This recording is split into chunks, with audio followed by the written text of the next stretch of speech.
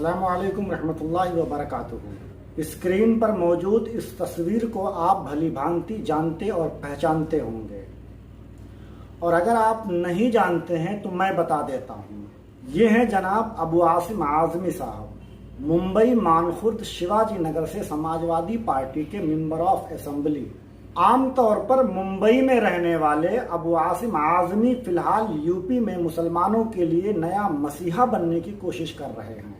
आप चाहें तो इन्हें आजम खान का अवतार या अल्टरनेट भी कह सकते हैं। गांव-गांव, शहर-शहर जाकर अबू आसिम आज़मी साहब मुसलमानों को ये समझाने की कोशिश कर रहे हैं कि मुल्क में या रियासत में अखिलेश यादव ही मुसलमानों के सच्चे हमदर्द हैं, और अगर इस बार समाजवादी पार्टी बरसरे इख्तिदार नहीं आई तो कयामत बर्पा हो जाएगी।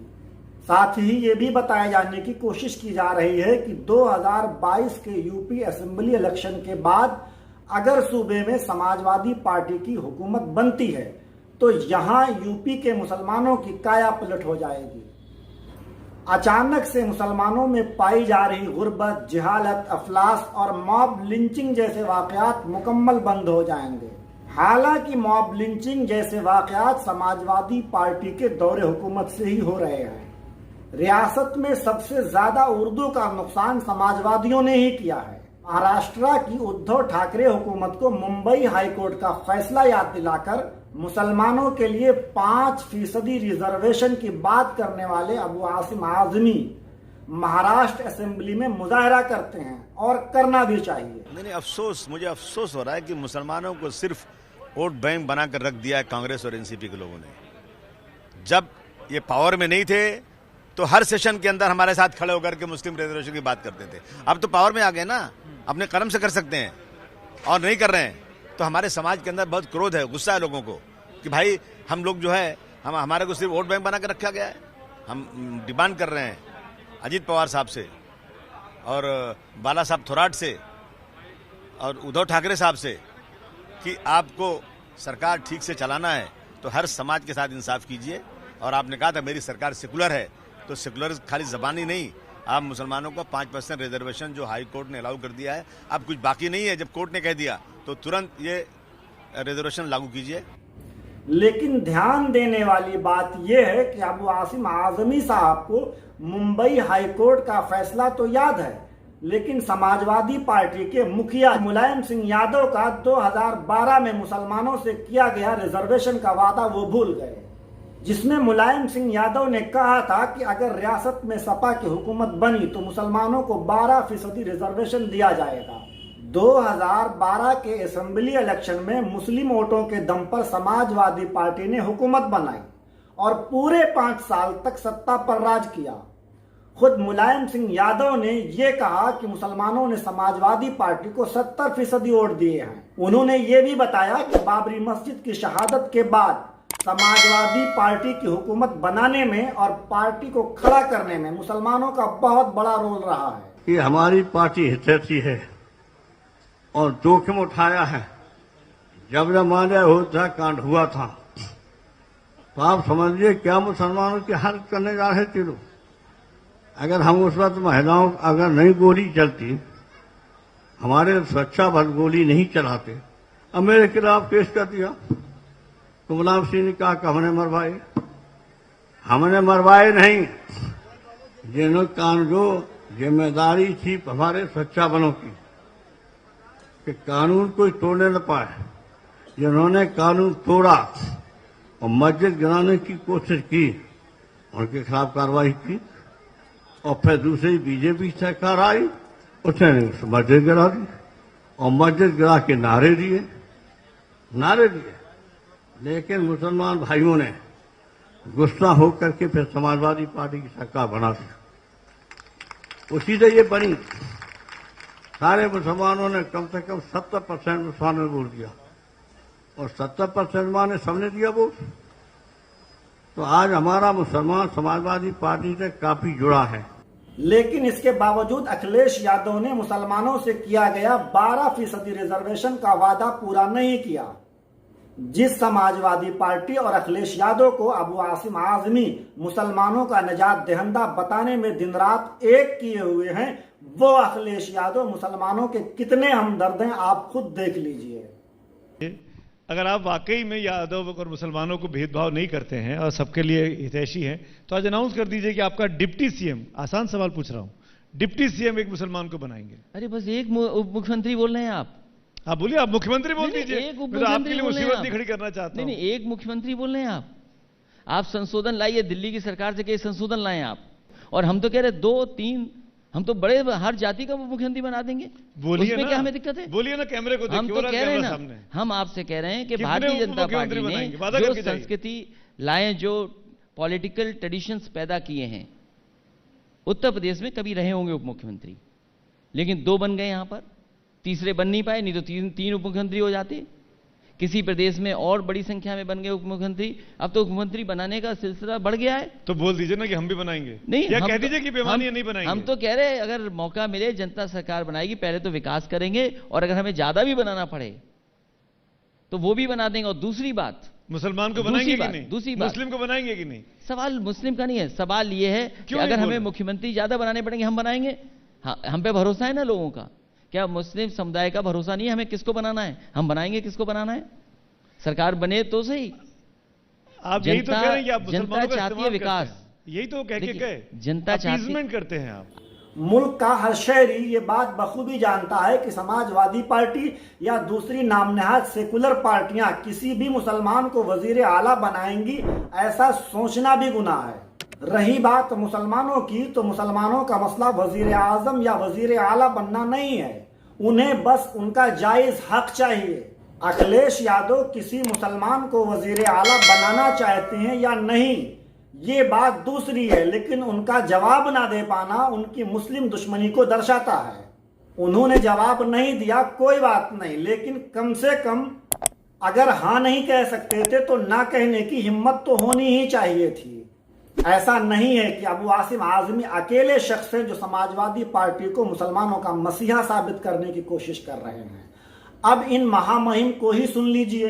मुलायम सिंह जी ने ये कहा कि मैंने माइनॉरिटी के लिए बड़ा काम किया है, मेरी वजह से डीजीपी बने, मैंने थानों पर क्या नाम है कि एक दरोगा पोस्ट करवाया और 3-3 सिपाही पोस्ट करवाया, इसलिए आप लोग मेरा सहयोग करिए।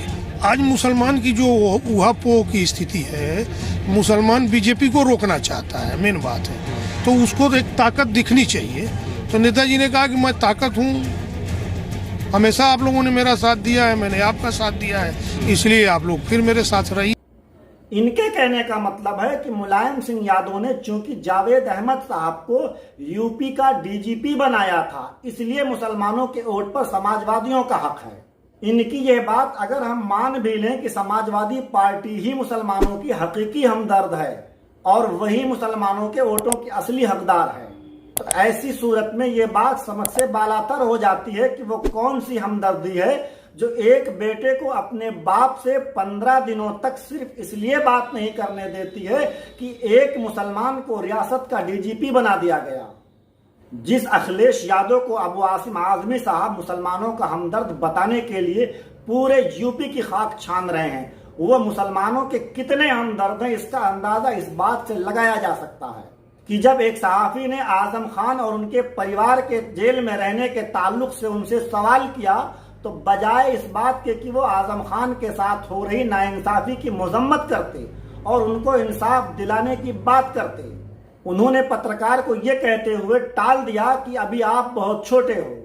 समाजवादी का एक कद्दावर नेता, आज पूरा परिवार इसका जेल है। चलिए धन्यवाद भैया, धन्यवाद। कानून व्यवस्था आप लोग इधर धन्यवाद। आप बात मत पूछिएगा, आप लोग इधर छोटे पत्रकार छोटे पत्रकार छोटे पत्रकार और गवर्नर हाउस पे छोड़ के आया था, क्या आपको याद है? समाजवादी का एक कद्दावर नेता, आज पूरा परिवार इसका जेल है। चलिए धन्यवाद भैया, धन्यवाद। कानून व्यवस्था आप लोग इधर धन्यवाद। आप बात मत पूछिएगा, आप लोग इधर छोटे पत्रकार समाजवादी का एक कद्दावर नेता, आज पूरा परिवार इसका जेल है। चलिए धन्यवाद भैया, धन्यवाद। कानून व्यवस्था यह बात यूपी ही नहीं पूरे मुल्क के मुसलमानों के लिए इबरत का निशान होना चाहिए कि जो अखिलेश यादव उस आजम खान के नहीं हुए जिसने अपनी पूरी जिंदगी यादव खानदान और समाजवादी पार्टी के नाम कर दी, वो मुसलमानों का भला कैसे कर सकते हैं। और आज बिस्तरे मर्ग पर पड़े आजम खान अपने रिहाई का इंतजार कर रहे हैं। अखिलेश यादव और उनकी पार्टी मुसलमानों की सच्ची हमदर्द है, यह बात अब कहने में ही नहीं सुनने में भी बुरी लगती है। मुजफ्फरनगर हफ्तों नहीं कई महीनों तक जलता रहा, हजारों मुसलमानों का कत्लेआम होता रहा, मुस्लिम माँ बहनों की इज्जतें लुटती रहीं। इस दरमियान मुसलमानों के मसीहा कहे जाने वाले अखिलेश यादव सैफई महोत्सव का आनंद ले रहे थे। पूरे 5 सालों तक हुकूमत में रहने के बावजूद भी मुसलमानों के साथ उन्होंने इंसाफ नहीं किया और अब तो इंसाफ की आस लगाना भी बेकार है, क्योंकि मौजूदा योगी सरकार मुजफ्फरनगर फसाद समेत इस तरह के तमाम मुकदमात को वापस ले रही है। ज़ियाउल हक के साथ इंसाफ हो सकता था, लेकिन उस वक्त की समाजवादी सरकार ने ऐसा नहीं किया। रही बात अबू आसिम आज़मी साहब की, तो फिलहाल आजम खान की गैर मौजूदगी में उनके लिए अपनी सियासत चमकाने का एक बेहतर मौका है और किसी हद तक समाजवादी पार्टी की जरूरत भी, ताकि मुसलमानों को बेवकूफ बनाया जा सके। वरना अबू आसिम आज़मी जैसे शख्स को गैरों के लिए तो छोड़िए, खुद अपने लिए वोट मांगने का कोई अधिकार नहीं है, क्योंकि ये वही शख्स हैं जो गुज़िश्ता इलेक्शन में मुसलमानों के डीएनए चेक करवाने की बात कर रहे थे। समाजवादी पार्टी के खिलाफ अगर जो भी मुसलमान कम से कम समाजवादी पार्टी के खिलाफ बात करेगा, उसका डीएनए टेस्ट करो, वो सच्चा आदमी है कि नहीं सच्चा आदमी है। क्या आरएसएस वाला तो डीएनए टेस्ट करो उसका, वो सच्चा हो ही नहीं सकता, मैं कहना चाहता हूं। अबू आसिम आज़मी साहब समाजवादी पार्टी में आजम खान की जगह ले पाएंगे या नहीं, इसका फैसला हम आने वाले वक्त पर छोड़ देते हैं, लेकिन पार्टी में उनकी क्या अहमियत है आप खुद मुशाहिदा कर लीजिए। बात क्या कहना चाहता हूं, शायद किसी को बुरी भी लगेगी, मैं किसी को टिकट दिलाने नहीं आया हूं। मैं कोई टिकट दिलाने की हैसियत नहीं रखता हूं। मैं यहाँ टिकट की लॉबिंग नहीं चाहता हूं। टिकट की लॉबिंग करना है तो अखिलेश जी के पास कीजिए, आपको लेटर देना मुझे दीजिए, आपके जज्बात वहां तक पहुंचा दूंगा और अखिलेश जी से कहूंगा कि जो हमारा कार्यकर्ता जुझारू है, जिस कार्यकर्ता ने दरी बिछाया है, काम किया है,